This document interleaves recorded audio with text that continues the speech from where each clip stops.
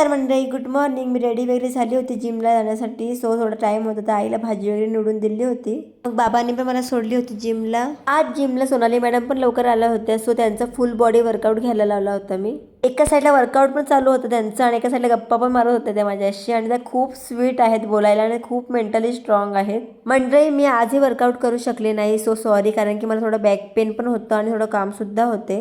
या पोरीचा वर्कआउट घेण्यासाठी मी हिला अख्ख्या जिम मध्ये शोधत आहे आणि ही माझ्यापासून लपत आहे. जशी रात्र होत चालली होती तशी गर्दी पण वाढत चालली होती जिम मध्ये. मी अशीच बसली होती आणि टाइमपास शूट करत होती तर लीनाताई मला लांबून बघून हसत होती.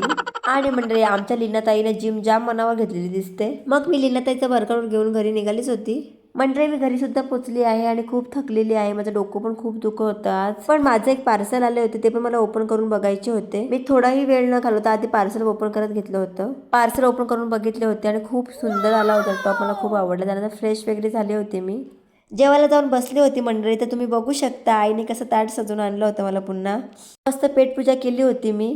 आणि आईने पुन्हा मला हे फ्रुट्स कट करून आणून दिले होते. चला तर मंडळी आजसाठी एवढंच. भेटूया नेक्स्ट व्लॉग मध्ये. तुम्हाला व्लॉग कसा वाटला प्लीज कमेंट मध्ये सांगा. Tata bye bye.